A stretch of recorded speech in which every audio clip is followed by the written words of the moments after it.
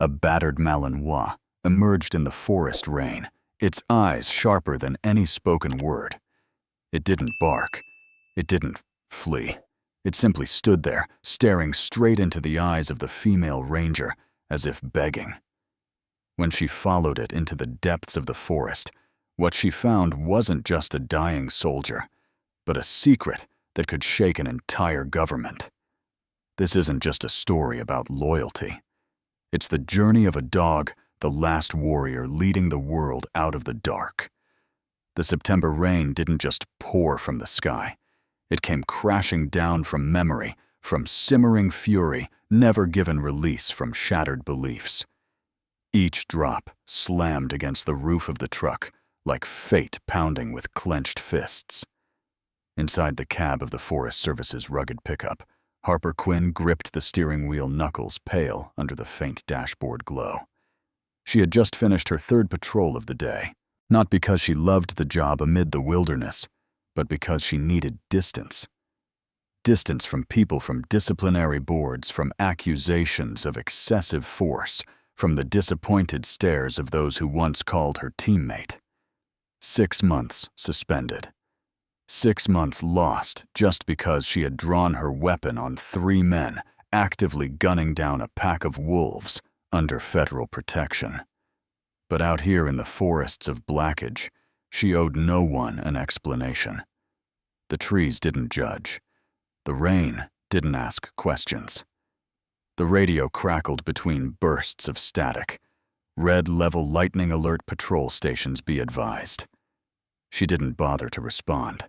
Harper's mind was elsewhere, with the memory of that trigger pull, with the fear in one poacher's eyes, with the cold phone calls from superiors, with the weight of being discarded by a system for doing the right thing. A bolt of lightning tore across the sky. In that flash of light, Harper saw a silhouette. She slammed the brakes. The truck jolted, sliding slightly over thick mud. There, in front of the headlights, through the white sheet of rain, stood a creature motionless, 4 legs caked in mud, lean but muscular. Not a deer, not a wolf. A dog standing like a bronze statue in the storm. Harper rolled down the window. Rain lashed her face like ice. She squinted. A Malinois, definitely. Soaked fur, front paw, raised injured. But what made Harper freeze wasn't the faint blood smeared across its belly. It was its eyes. The eyes of a creature that knew what was happening, knew who she was, and knew why she had come. She stepped out, hand clenched around her flashlight, but didn't switch it on. Eyes locked on the animal. "Easy," she whispered, like speaking to a suspect on the edge. "I'm not gonna hurt you." The dog didn't growl, didn't bark. It tilted its head slightly, then turned limping into the woods. 3 steps. It looked back. An invitation. A wordless command. Something stirred in Harper, that old instinct. The one that once drove her into dead-end cases. Foot pursuits soaked in blood and sweat. The voice of her old captain echoed again. "Harper, you need to learn to follow procedure, not instinct." But this time, in the eyes of a dog, instinct had rekindled her heart. She returned to the truck. No radio, no backup call. She grabbed a first aid kit, her flashlight, and a decision she knew would alter the rest of her life. Then, she followed a dog into the rain, into the storm, into the blurred line between what is right and what is allowed. The forest swallowed Harper like a living thing. Dark tree trunks rose on either side like cold pillars, echoing the patter of rain on leaves. She shone her flashlight ahead. The Malinois moved steadily through the forest floor, its gait uneven, but unyielding. Rex, she'd named it in her mind. Those eyes deserved a name. It didn't look back anymore, as if it knew she was following, as if it knew she couldn't turn around. They crossed a swollen creek water up to Harper's calves. Her legs dragged heavy in the cold. Rex moved straight through as if memorizing each rock. When her light hit again, she caught flashes of open wounds along its legs and flanks. Scratches, bites, raw gashes. "What happened to you, soldier?" "Strays don't lead like this," Harper muttered, gripping a low branch to steady herself. "And no house dog navigates mud traps that well." The wind picked up, bringing the scent of wet pine resin and something else. Blood. Faint, but unmistakable to someone who'd once been a cop. She switched to the higher beam torch. The trees thinned. Ahead, a clearing shrouded by slanted foliage. Rex stopped at the edge, looked back. A question in its eyes. "Are you ready?" Harper tightened her grip on the pack strap. A small nod, though she knew it didn't need it. Rex stepped into the clearing. She followed. And then her heart clenched. A makeshift shelter. Branches, army tarps. Sheets of weather-worn plastic someone had fought to survive here. Outside, a dead fire pit. Scattered gear. A cracked water bottle. A rusted field knife balanced on damp stone. Rex walked straight to the tent entrance. Stopped. Looked back. No signal. No bark. Just waited. Like a sentry awaiting command. Harper crouched, angled her flashlight inside, and nearly dropped it. A man. Bearded. Pale. Gaunt enough for bone to press beneath soaked military poncho. Curled up, barely breathing. Beside him, another Malinois, smaller, trembling. Dried blood matted its side. Even in weakness, it pressed against the man. Eyes locked on him. "Oh, God," Harper whispered. She crawled in. His breath was barely there, a ripple on his throat. Burning with fever. Dehydrated. Blood loss. She checked his collar. Winters Alexander J. Chief Sergeant U.S. Army K-9 Unit. She looked up. Rex now stood beside her. "He's yours," she murmured. "You went to find someone. Not for yourself. For him." Rex lowered its muzzle onto Winter's lifeless hand, a gesture of pure, unshakable loyalty. Harper felt her throat tighten. That kind of bond, that kind of endurance, a dog who ignored pain to find help, not to save itself, to save its handler. She grabbed her radio. "This is Ranger Harper Quinn. Emergency. Male critical condition. Immediate medevac needed. Transmitting coordinates now. 2 K-9 units on site. Not aggressive, but highly defensive. Prioritize all 3. Rex never took its eyes off her during the entire call, as if it were weighing her competence, her trustworthiness. And Harper thought, "You didn't just find someone, Rex. You're choosing who's worthy to save him." No one said a word, but every fragile breath from Sergeant Winters was louder than any cry for help. Harper carefully inspected the main injury, a long gash along the right thigh, barely dressed with a torn scrap of shirt. The wound was infected, festering, and carried the sharp stench of decay. No trauma kit, no radio, no GPS, just a will to survive and 2 dogs. She offered water to Scout, the smaller Malinois, and he lapped it up as if it were the first clean water he'd tasted in days. Harper didn't know how long he'd guarded his handler in the woods, but the deep bite wounds on his side and the dried blood circling his neck told her everything she needed to know. Rex stood silently at her side. No panting, no trembling, no whine. He watched Harper like a commanding officer evaluating a field medic. The distant hum of a helicopter broke the silence. Harper rushed outside and triggered the beacon flare, a pale green light flickering in the softening rain.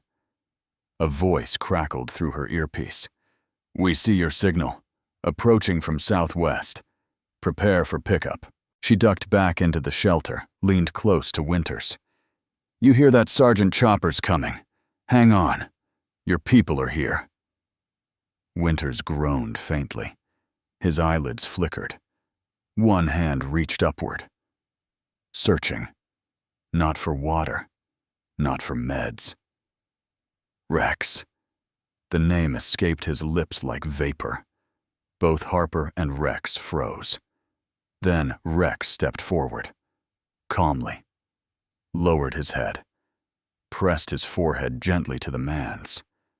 Winter's trembling fingers found Rex's head. Thin, weak fingers. Reaching instinctively. Even half dead, he found his teammate in the heart of the wilderness. Harper's breath caught in her throat. In all her years as a police officer, then as a ranger, she'd seen sacrifice. But never had she seen loyalty this profound. And from a creature people still called just a dog. The rotor thunder grew louder. Scout whimpered when the light from above pierced the canopy. But Rex didn't move. "You're not just a K-9, Harper whispered. "You're a soldier." When the medevac team dropped into the clearing, one soldier moved to push Rex aside to reach Winters. But Harper blocked him with her arm. "Careful," she said. "This dog won't bite. But he's military, and he won't leave his partner." The lead medic glanced at Rex, then nodded. "He rides with us, but he's your responsibility." "I'll take it," Harper replied. "I'm military too." As the stretcher lifted, Scout was cradled in Harper's arms. Rex stepped onto the helicopter without command, without leash. He chose the spot next to Winters and lay down like no one else was worthy to stand guard. And in the roar of rotors, in the scent of fuel and steel, Harper understood this wasn't just a medevac. It was the extraction of a secret. A truth no one had dared to face, until now. The fluorescent lights above the emergency room cast a cold glow on the pale skin of Sergeant Alexander Winters. Harper stood in the corner of the room, her park ranger uniform still stained with forest mud, as if she were still in the middle of the forest, not quite removed from the rescue that had happened just hours earlier. The chief medic said she didn't need to stay.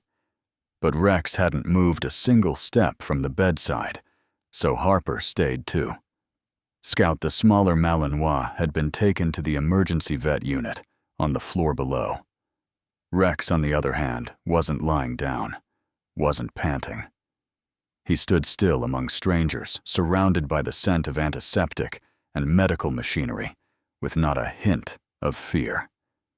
He watched every movement, every unfamiliar person, every tube hooked to the body of the man in the bed. He wasn't just guarding, he was assessing. Harper began to realize Rex wasn't reacting on instinct. He was operating independently, like a soldier on mission. And then she saw it. Around Rex's neck, beneath his wet fur, was a tactical collar, the kind used only in special military operations. On the back near the latch was a small hidden compartment nearly invisible unless closely examined. Harper leaned in. "Is it okay?" she asked softly. Rex glanced at her, then sat down. Not submissively, but with the quiet assurance of consent. "You may look. I allow it." Harper opened the compartment. Inside was a waterproof military-style paper folded with precision. On it, handwritten sequences of letters and numbers, not coordinates, not standard operational codes. It looked like a personal cipher. "Winters didn't just want to be saved," she whispered. "He wanted someone to find this, and he sent Rex to deliver it." Footsteps approached rapidly. The door slammed open. A tall man in a black suit entered, a Department of Defense badge clipped to his chest. His face was carved from stone. "Ranger Quinn," he asked, voice low and steady yet brimming with implicit pressure. "That's me. Agent Blackwood, Department of Defense. I'll be taking over this case, The man in the bed and both dogs are military assets. Harper clenched the paper in her hand. Rex rose instantly. His eyes shifted from passive observation to active guard alert, ready. Sergeant Winters is a human being, Harper said slowly. And those 2 dogs, they found me when he was dying. No one ordered them. They're not property. They're witnesses. Blackwood didn't flinch. His gaze bored into her.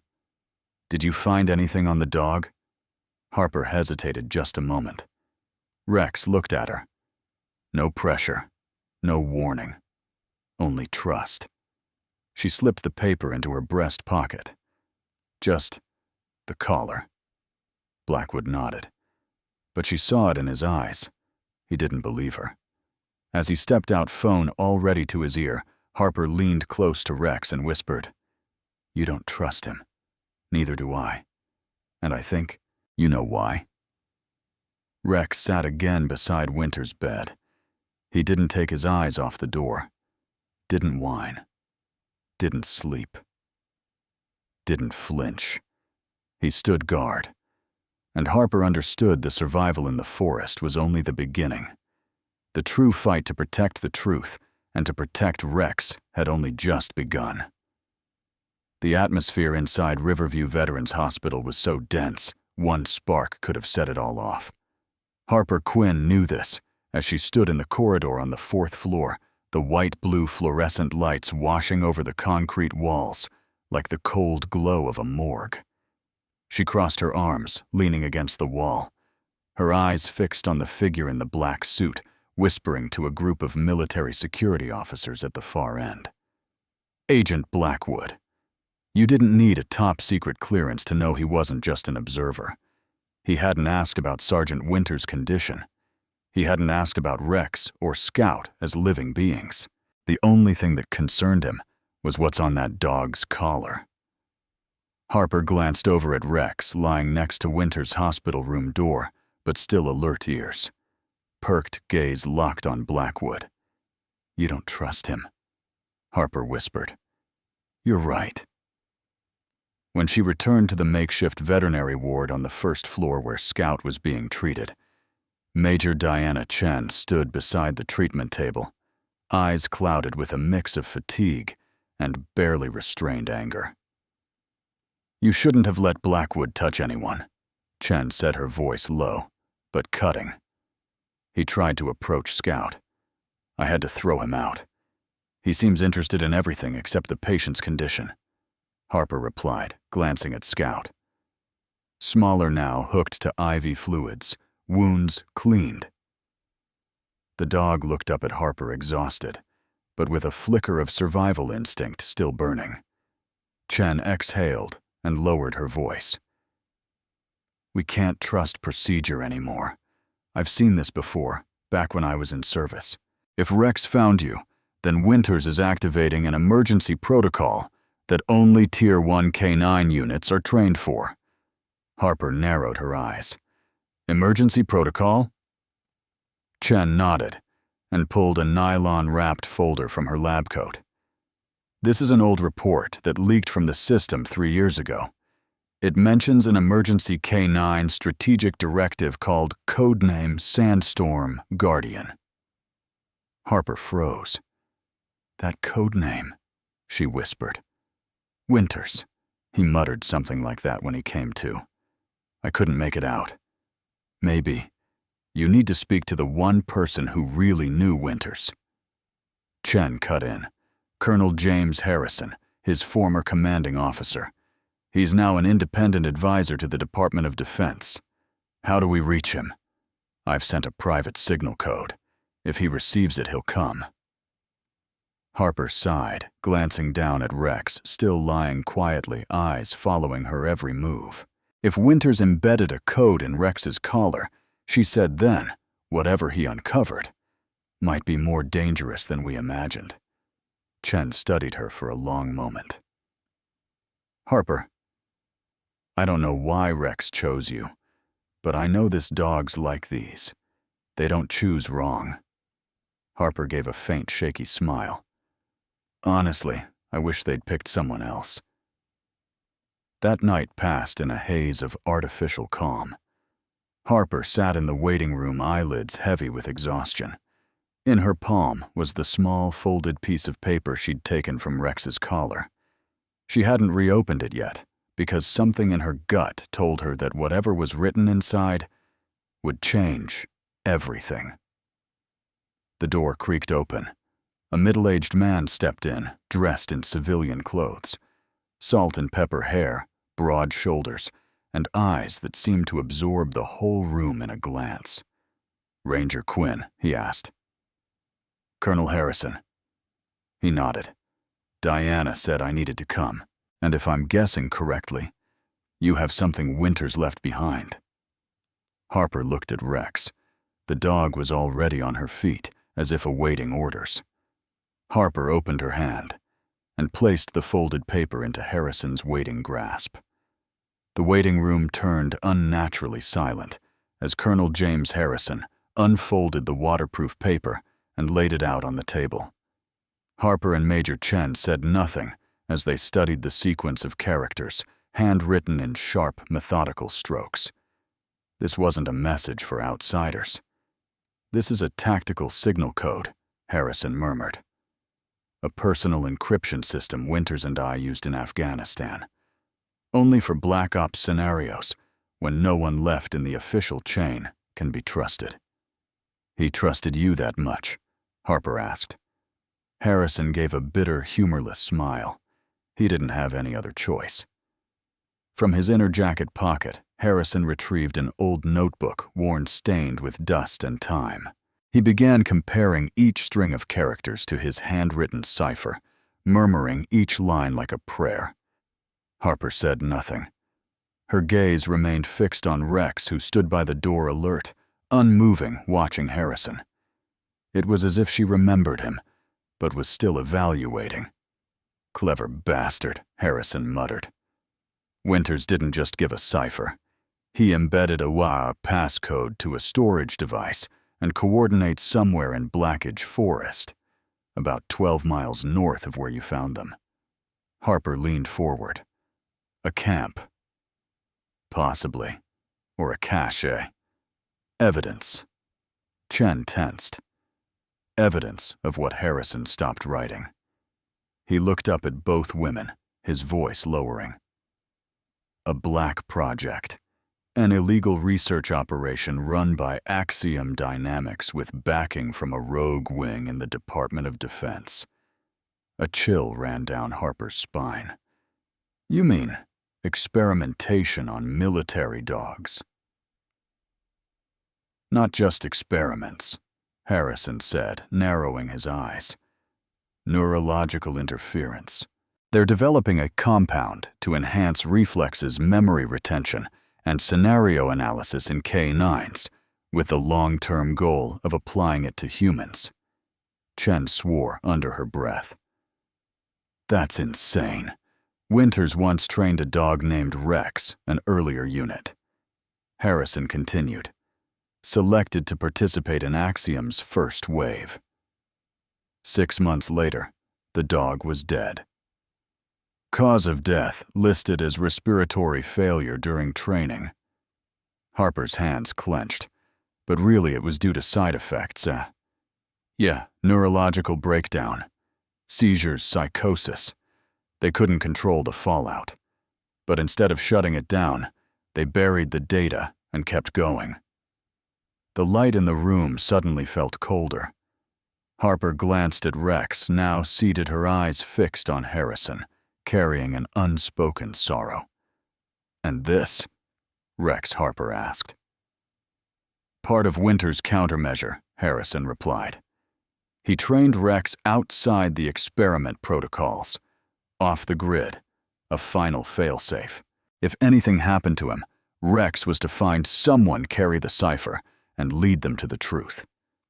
Chen's voice dropped, and he did exactly that.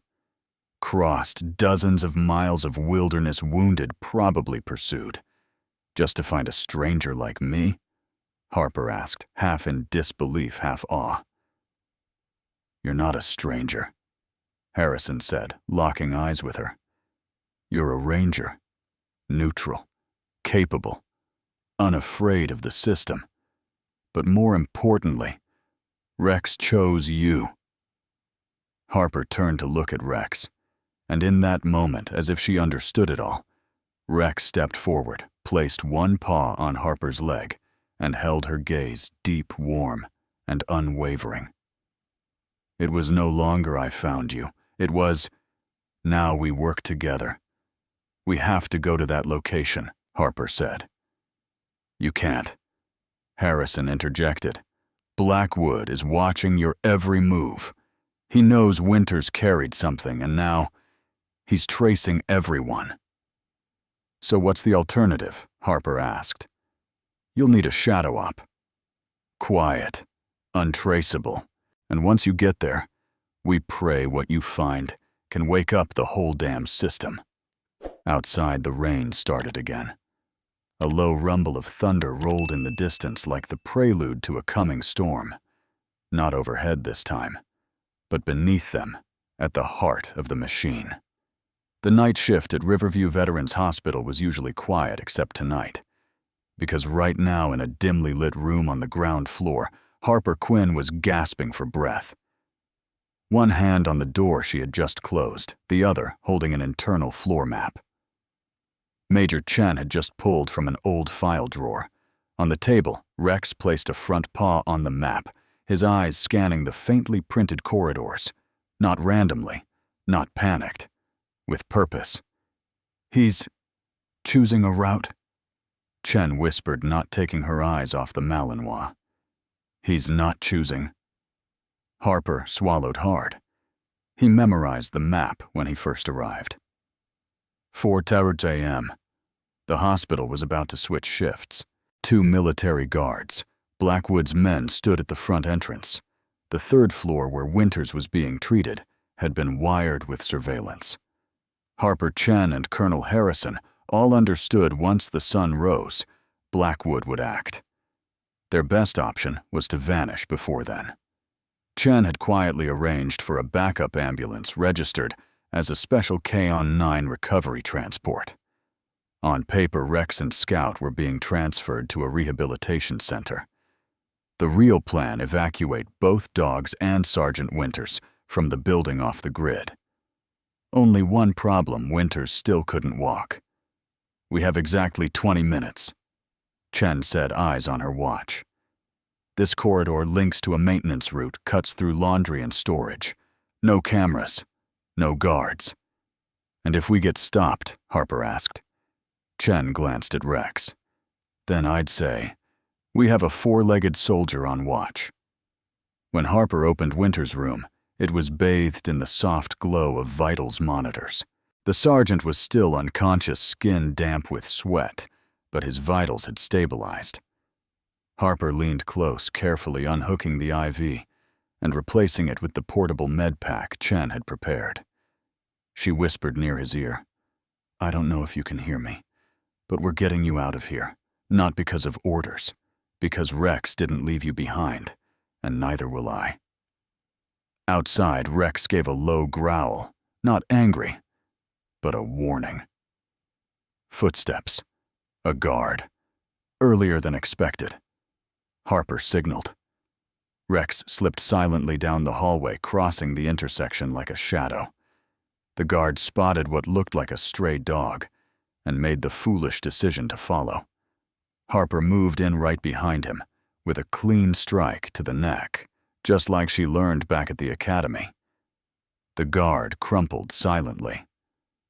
"Sleep tight," she whispered. "I owe you a thank you later." 2 minutes later, they had Winters secured on a mobile stretcher, Scout lying beside him, sedated with a mild painkiller. Rex led the way, ears perked, nose scanning every junction like navigating a battlefield. Harper pushed the stretcher.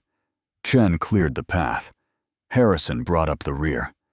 The team swept through the basement, past records laundry and the old freezer corridor. Not a soul in sight. At 0426, they reached the rear delivery exit. The ambulance waited, engine idling. A paramedic behind the wheel calm-faced one of Harrison's people, Chen opened the doors. Harper wheeled Winters in.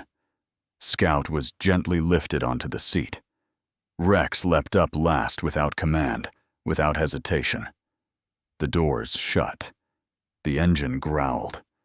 And just then, hallway lights flared to full brightness.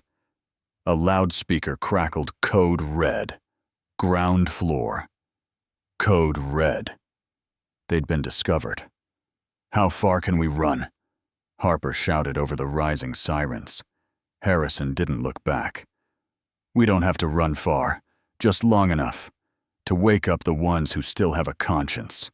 Harper looked at Rex, still standing guard by Winters' feet. No panic, no fear, only purpose, trust, and a look that said, "Keep going. I'm still here." The ambulance veered off the main road and climbed a damp forest slope toward the northern ridge of Colorado. Only then did Harper truly feel silence. No more sirens, no more chasing footsteps, no more black suits at her heels, just the forest and darkness. The vehicle stopped in front of a wooden complex, once a military retreat, now repurposed as a rehabilitation center for special ops veterans. A young nurse opened the door and greeted them with a code name, North Hollow Station. The facility wasn't listed in any public medical system. Sergeant Winters was wheeled into a private recovery wing. Scout was gently placed on a padded bed beside him. Harper stood by the ambulance door, watching Rex. The dog didn't leap out. He sat inside the vehicle, head lowered like a soldier returning to base, still unsure whether the war was truly over. 3 hours later, the lights in the underground meeting room of North Hollow flickered on. Harper Chen Harrison and a cyber specialist sat around a large wooden table. In the center, a small military-grade case meant for high-security data. Harper placed a USB stick onto the table extracted from Rex's collar alongside the decoded message from earlier. "What's inside?" she asked. Harrison didn't answer. He just inserted the USB into a secure terminal. The screen lit up. File 1, Axiom, DYN, Experiment Log 1. File 2, Subject Loss Report. File 3, Phase 3, Human Transfer Consideration. File 4, Operation Decoy, Cover Strategy. The room fell silent.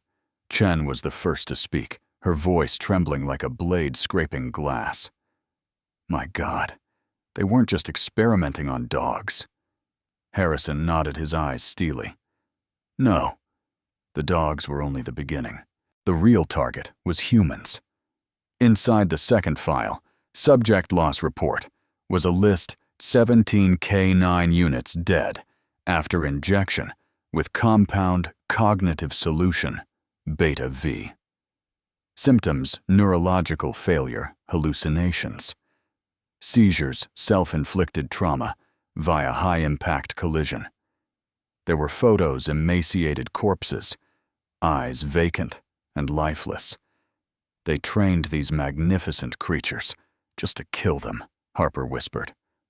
Rex entered the room. No one had called him.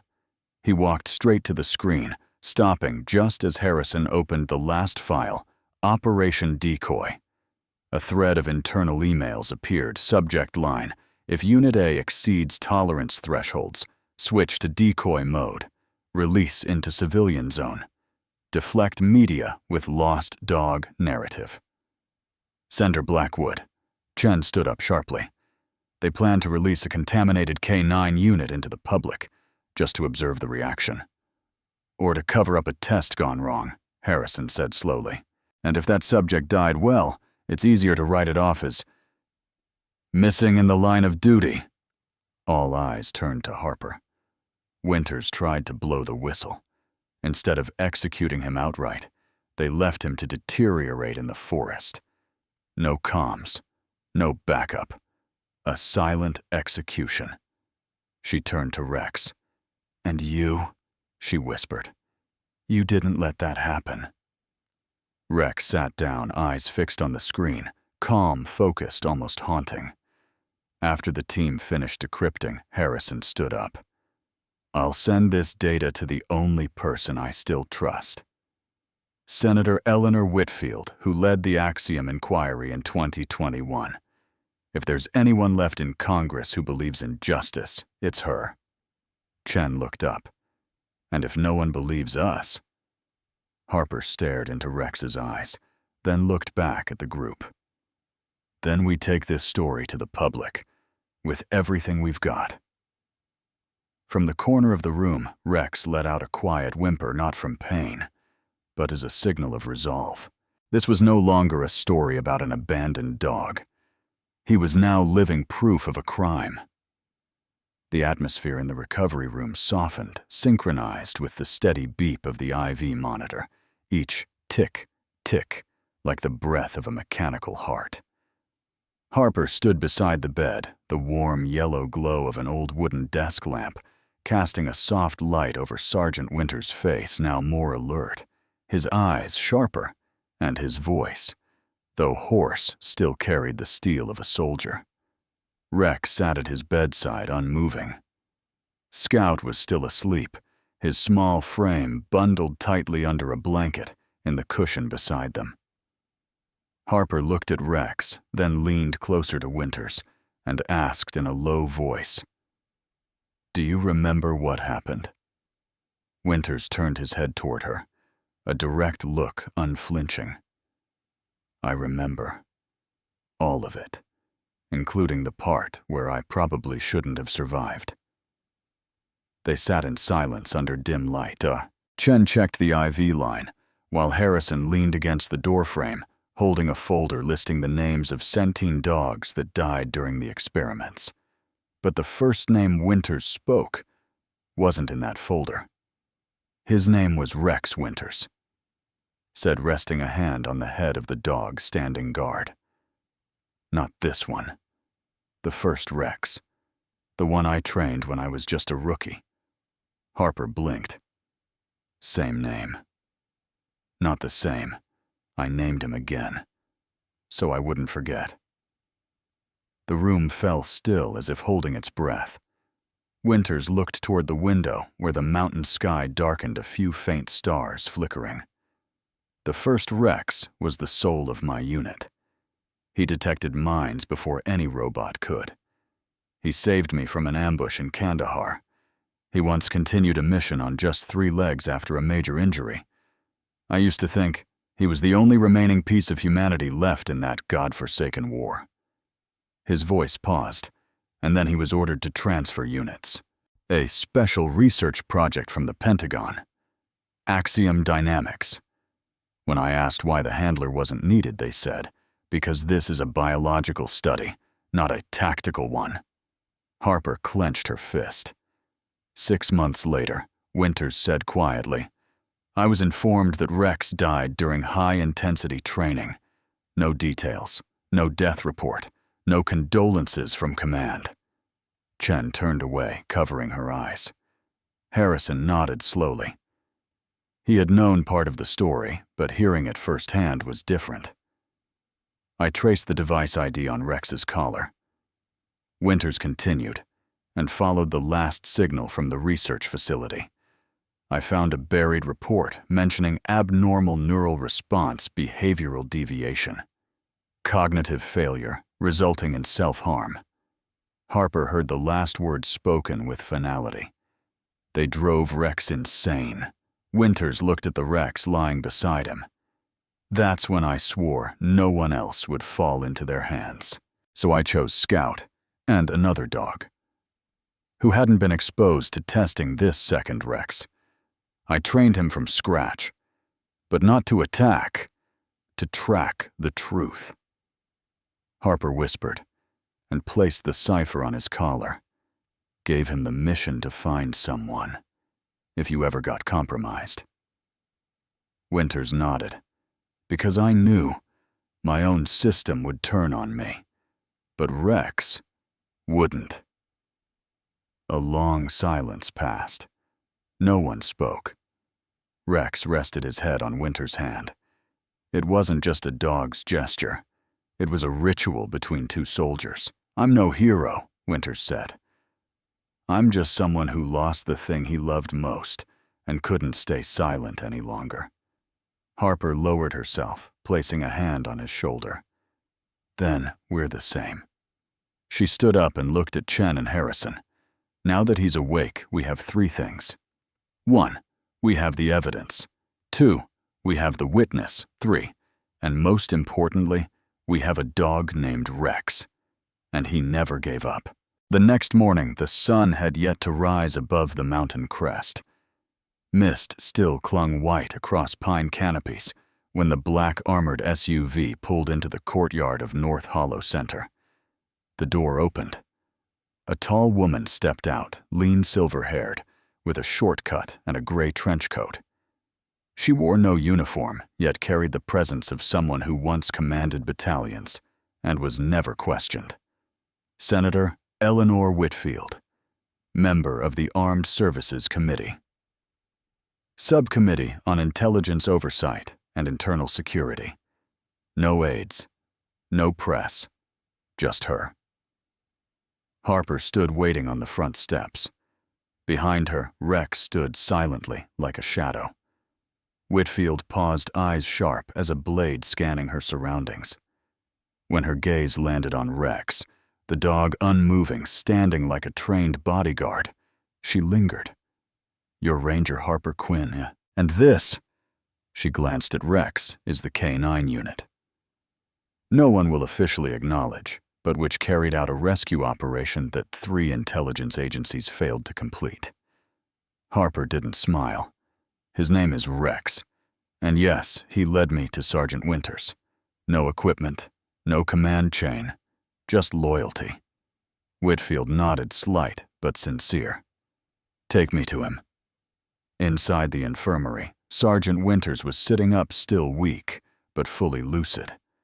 Scout lay asleep at the foot of the bed. Dr. Chen and Harrison stood at either side. As Whitfield entered, Winters instinctively tried to rise, but Rex placed a paw gently on his knee, as if to say, "Stay down." Senator Winters said, "I'm not sure if anyone up on Capitol Hill is still listening, but if you made it here, I'll tell everything." Whitfield raised a hand. "No need to prove loyalty, Sergeant. I know Axiom crossed the line legally and morally long ago, but I need irrefutable evidence. And I've heard you brought it." Harrison placed the data drive on the table. "Everything.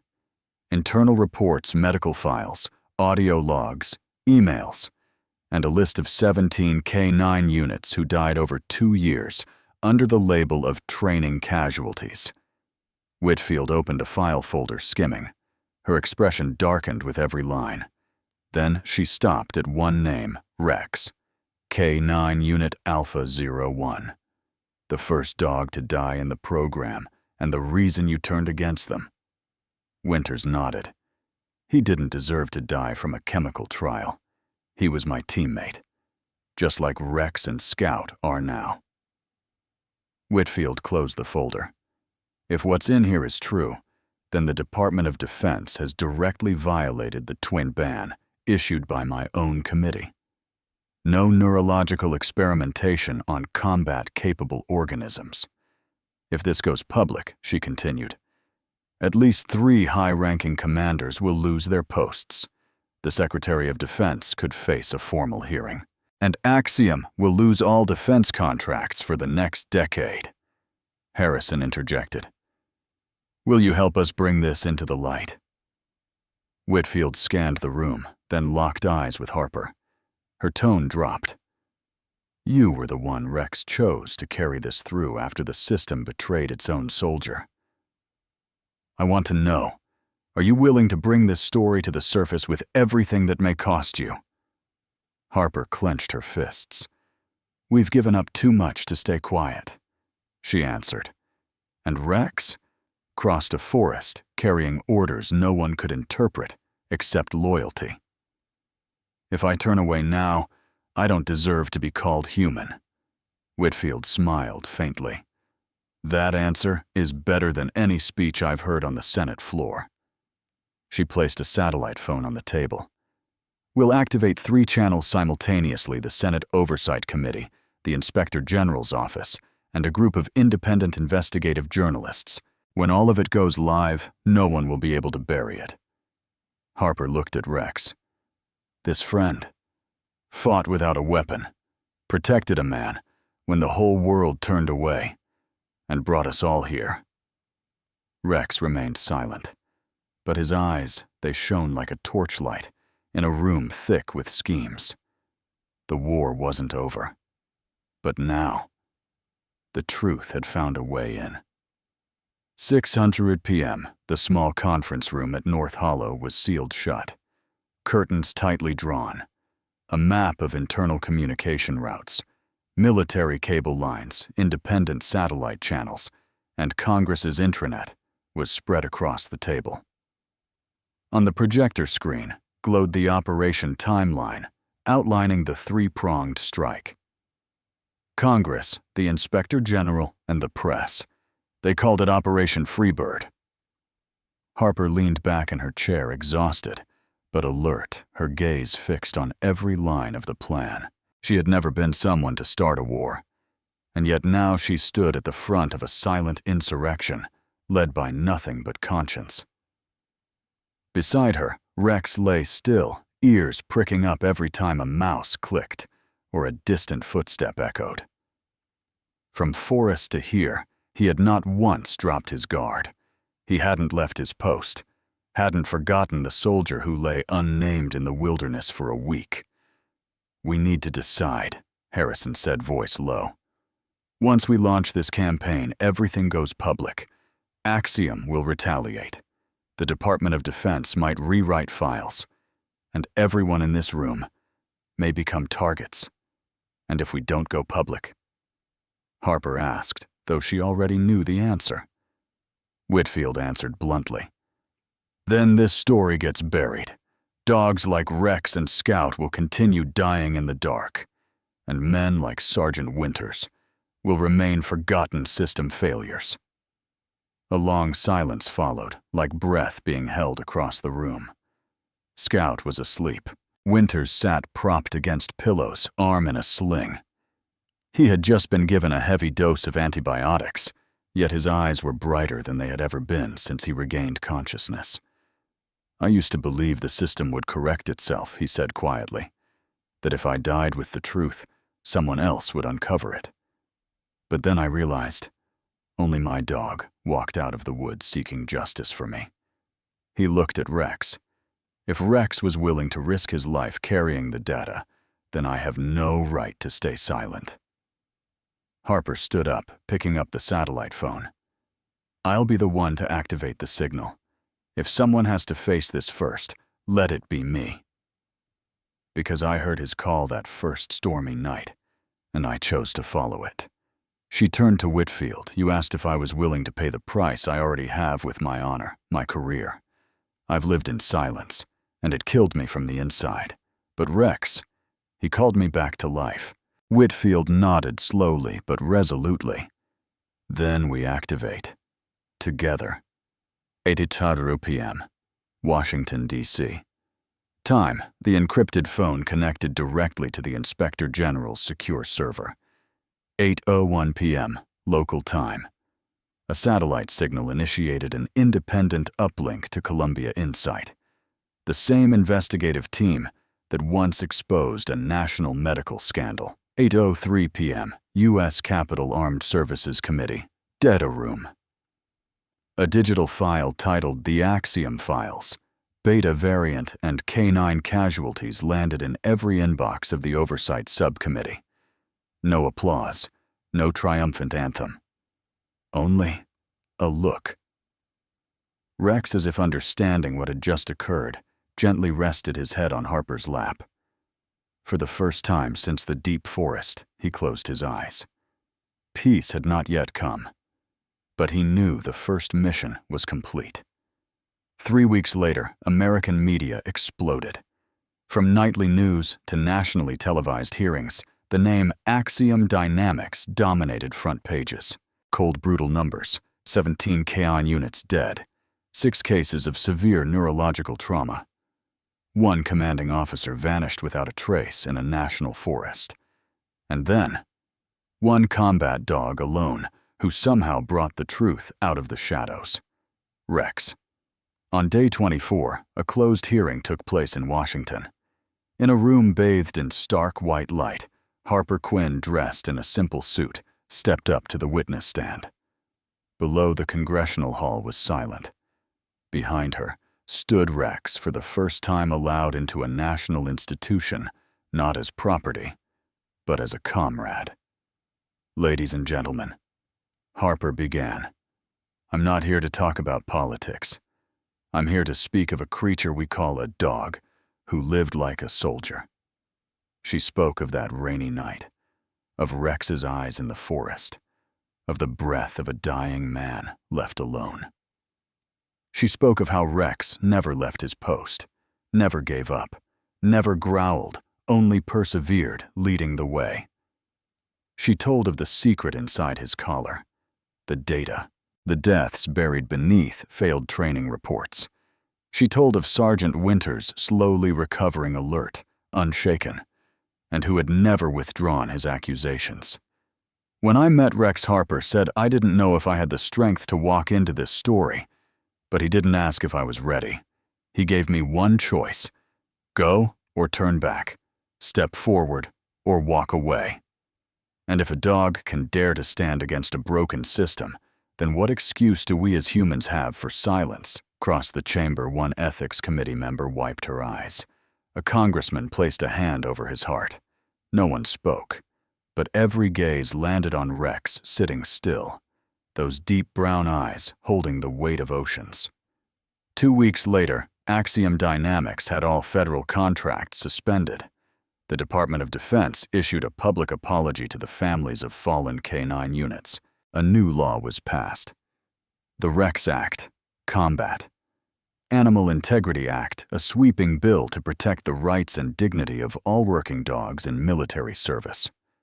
Rex, under nomination from Whitfield Harrison and Harper herself, became the first dog in U.S. military history to be honored at the Pentagon with the title Honorary Operative, Independent Rank.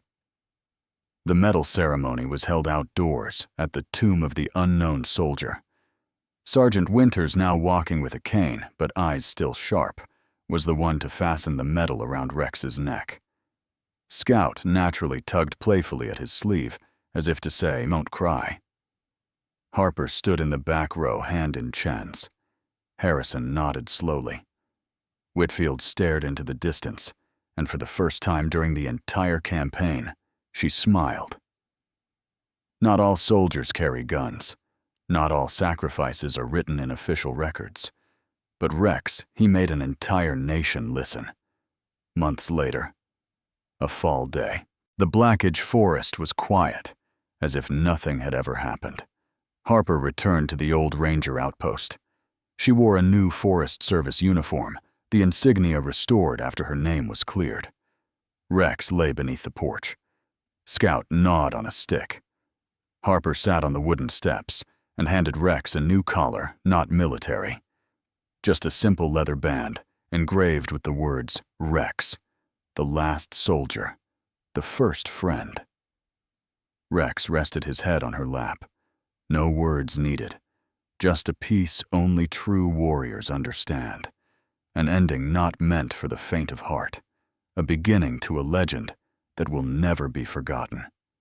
The legend of a dog, a soldier, and a faith that never surrendered. This story began with a staggering step in the deep woods, and ended with a resolute march toward justice.